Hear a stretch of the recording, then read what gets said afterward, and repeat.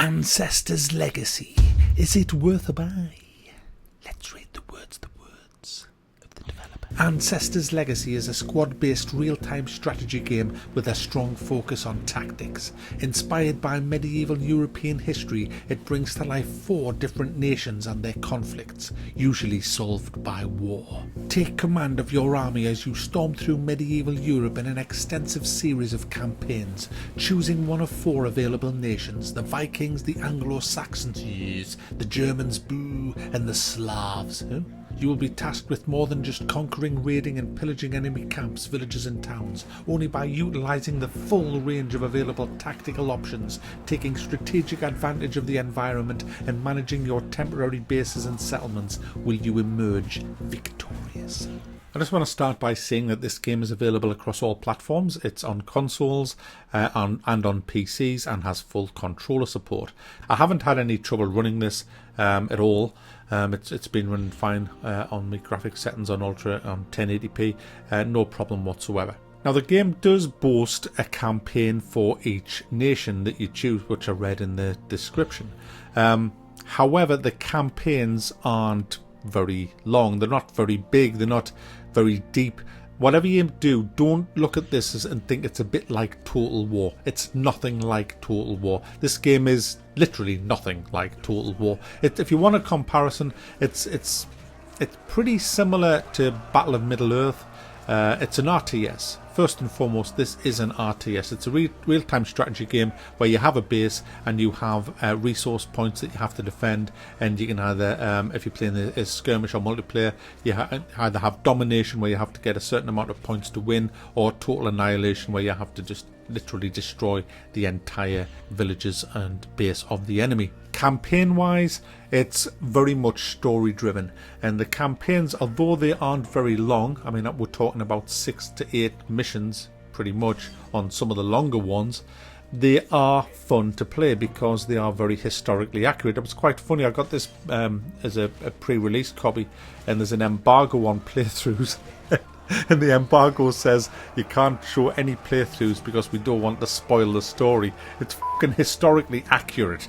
You know, it's like, how can you spoil the story? The story's been around since 7 AD, for fuck's sake.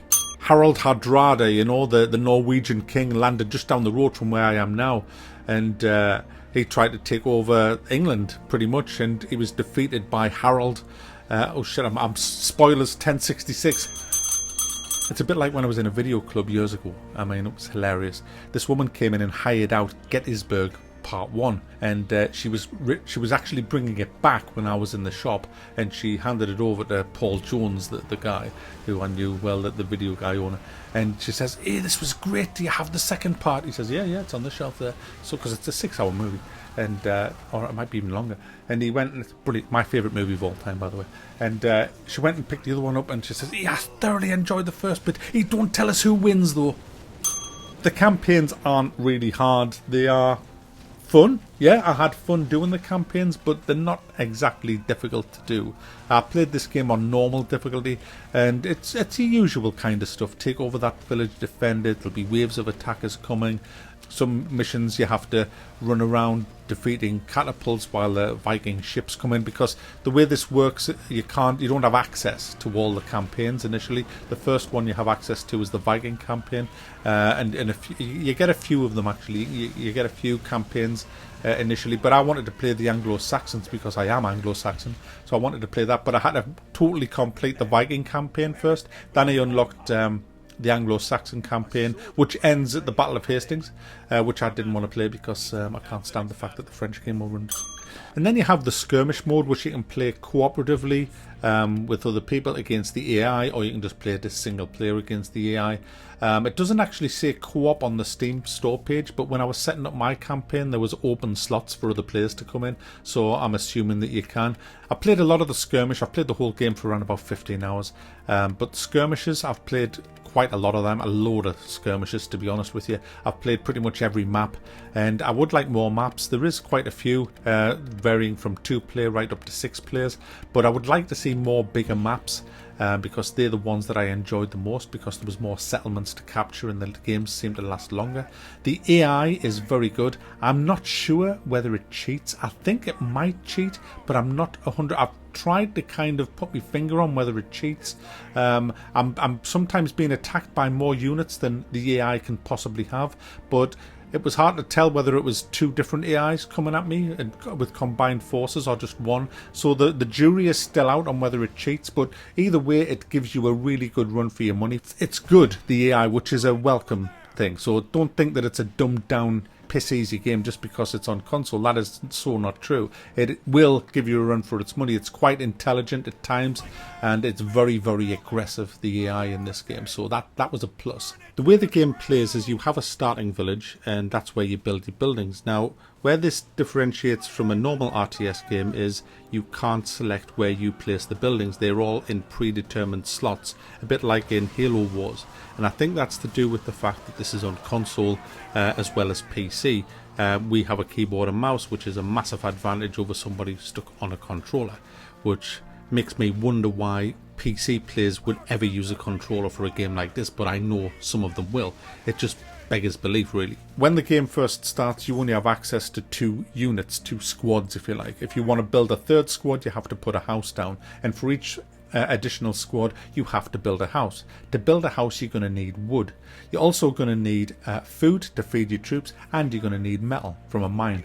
So they're the 3 resources: food, metal and wood, and you need a lot of it because all your buildings require that, new troops require that, upgrades require that, and without it you're going to lose. Now to get that, you take over villages. There's random villages around on the map that are free to take at the beginning of the game. Now to take a village you have to take out the town centre, and it'll be very lightly defended until some other player takes it over. So you send in your units, you burn down the building, you'll see a red bar fly up as you're attacking it. And what the red bar means is when that gets to maximum, the building will start coming down, burning down. And if you keep hitting it, it'll burn down even faster. But you can actually leave it once the red bar's right at the end, and it'll come down itself slowly. However, the villagers will have access to a well, and they'll start throwing buckets of water on it, and that'll save the building unless you take out the building or keep hammering the building.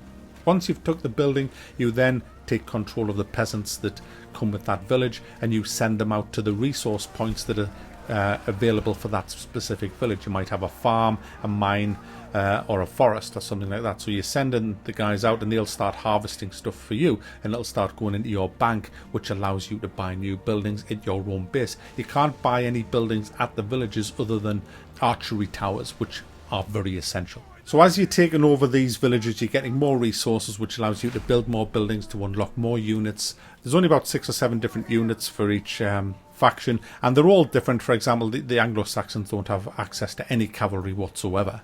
The Slavs do, as do the Germans.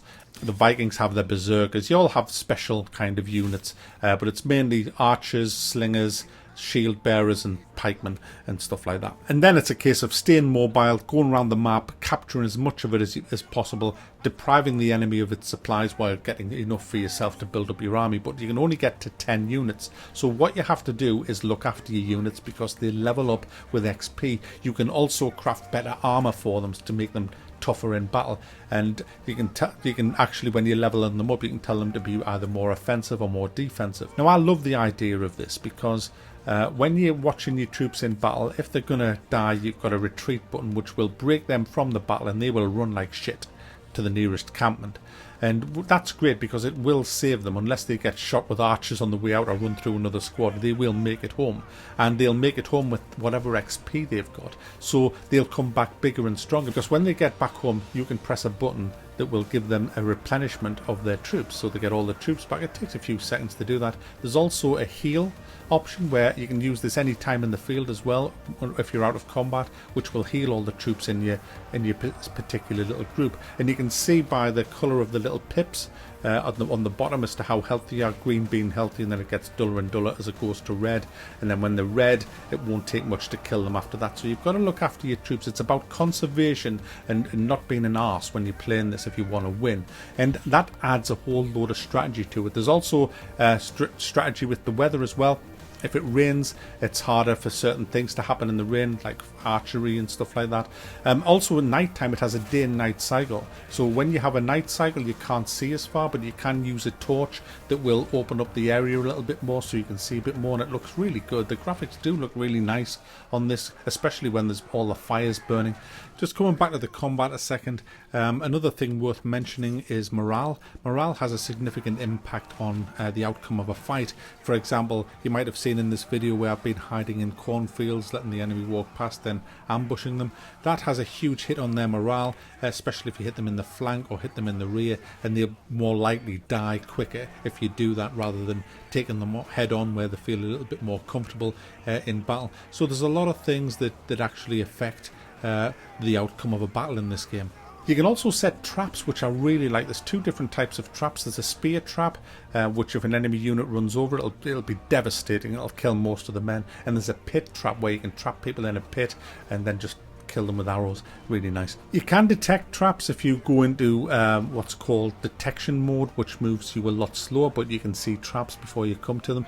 The enemy AI, sometimes they'll check for traps, sometimes they won't check for traps. So again, it's really believable on the AI. I like this game. I really do like this game. It's not as deep as I wanted it to be. There's not as many units as I wanted it to be. There's not the strategic options that I wanted it to be, and there's certainly not the maps or the length of campaign that I wanted it to be. But I still keep coming back for more. It is still addictive. I do like the campaigns, but I am more of a fan of the skirmish mode, and I think multiplayer with this is going to be a blast. I'm going to thumb it up. It's not the cheapest of games. It's £31. I think you can get it on Green Man Gaming for 10% off. So, you know, you can grab it on there if you want it a little bit cheap and you want to support the channel. But if you're into strategy games and you want something a little bit more RTS-y than the depth of Total War that's quite addictive, quite fun, then this is the game for you, Ancestors Legacy. I'm going to thumb it up. I think it's worth a buy.